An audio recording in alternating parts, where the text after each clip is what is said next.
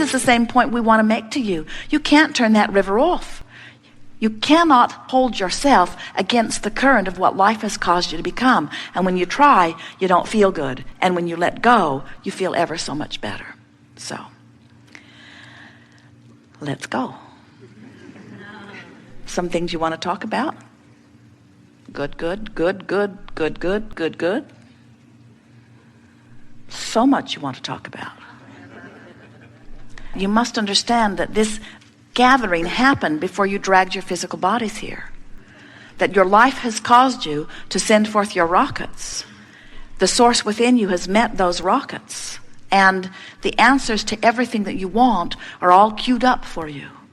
So this will be a magnificent unfolding. We want you to know that it doesn't matter where you are. You can put your boat in the stream any place. It doesn't matter. You might be putting your boat in the stream at sickness. You might be putting your boat in the stream at not enough money. You might be putting your boat in the stream at brink of a financial disaster or brink of a marital disruption. You could be putting your boat in the stream with physical sickness that you are experiencing or your awareness of someone else. In other words, there are all kinds of reasons that you feel the way you do. Wherever you're putting your boat in the stream, it does not matter, because in every single case, the stream is moving toward the improvement that you seek. The stream is moving toward the solution to the problem. It's moving toward the answer to the question. It's moving to the becoming of who you are. The stream is undeniable. It is always moving, and it won't stop moving toward that which you are. So it doesn't matter where you are. In fact, we think it is very helpful to realize that you are where you are relative to any subject of importance to you. And if you can sort of make peace with where you are, there's this thing that happens to you as you put your boat in the stream mentally. If you say, all right, the stream is flowing and it's going to be all right, there is an automatic releasing of resistance and a turning and moving toward improvement. But if you put your boat in the stream with the attitude, I'm not where I should be, you automatically turn upstream. If you put your boat in the stream and say, I should have known better, upstream you go. I should do better, upstream you go. Even if you put your boat in the stream and you say, I'm going to try really hard, upstream you go. Feel the difference between, I have a sickness and I'm going to find a way to heal myself, upstream, and I am where I am. My physical body isn't where I want it to be, but it's going to get better. Or, I am where I am, and I want things to be better. Feel the difference between, I'm going to make this happen, upstream, and I'm going to allow the resources of the universe to help me work this out, downstream. Problem on one of the sticks, solution on the other. Which way are you pointed? Which way are you feeling for? And so many of you, for some reason or another, have become so defensive in your competitive feeling of those who surround you that it seems as if you need to defend why you want something by pointing out the perils of not having it. And that is the biggest trap that we see happening, especially in your culture today. In your culture today, you have no legitimate excuse for negative emotion.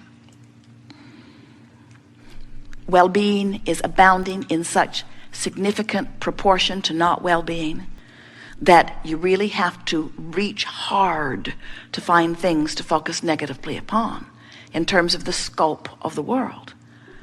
And yet, it seems to be the orientation, because you've sort of been trained by your mother or father, who you thought was the resource through which all of your good flowed, that unless you plead a needy case, they won't give up the goods.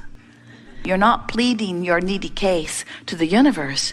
You're simply extracting from the variety your choice of what you prefer, and the source energy immediately becomes the vibrational equivalent of your preference. And if you're not living it in full-blown manifestation, it's only because what's active within you is something other than your preference. You must be talking about something other than what you want, or you would be living everything that you want. If you begin to understand that your work is to make it an emotional journey, let your journey to your financial fortune be an emotional journey, not an action journey. So how does that play out? Well, that plays out that you imagine it and you pretend it, and you feel good about it, or you even hope it. But you just can't keep saying, it's not working, it's not working, it's not working, it's not working, without turning around and going in the opposite direction. You've got to find a way to keep pointed in the right direction. And your emotions are that indicator. So in every moment, you've got two emotions. One feels one way and one feels slightly better. In other words, one feels good, one feels bad. If you will look at it in that way.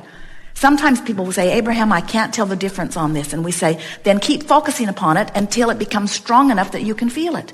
Your emotions will always give you guidance. And when you decide to let yourself be guided by your emotion, now you quantify your journey. And now, people who are watching you, who haven't caught on to what your magic is, will notice that things are manifesting faster for you.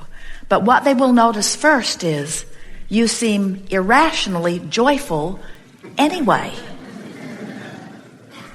How's it going? They'll say, great. You say, oh, did you get that job? No.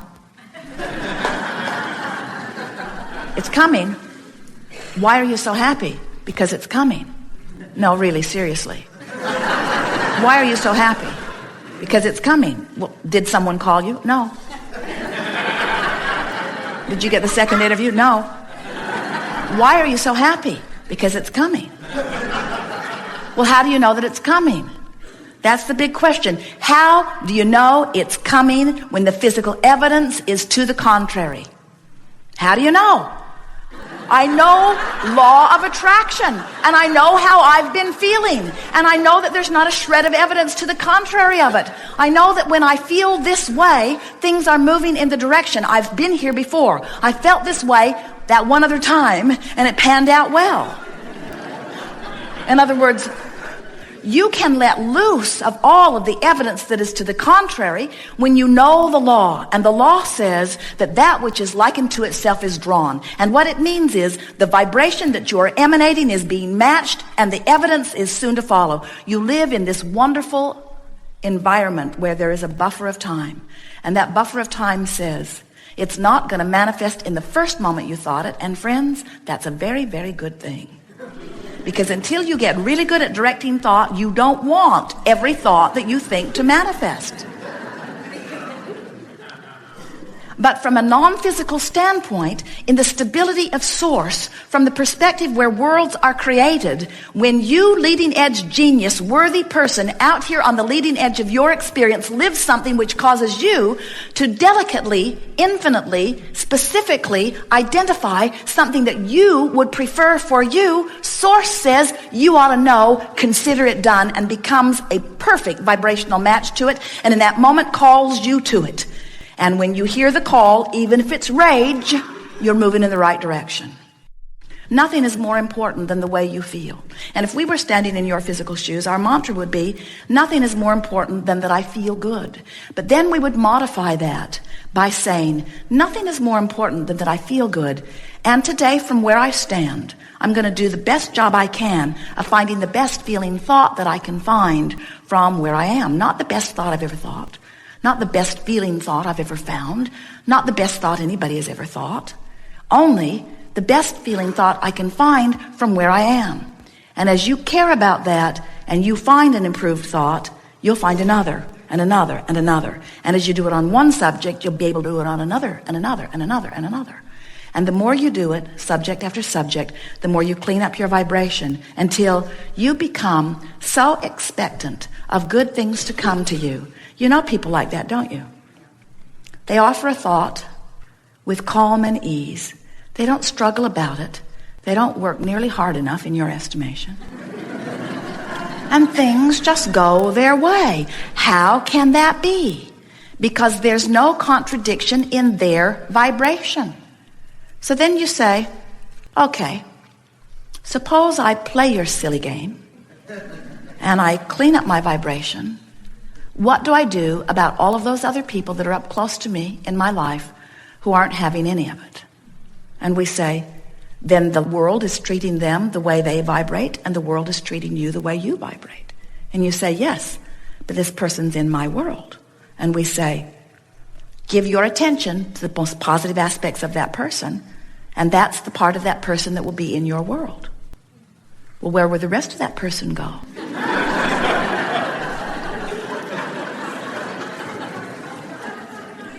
the rest of that person will rendezvous with ornery toads at work, people who flip each other off in traffic.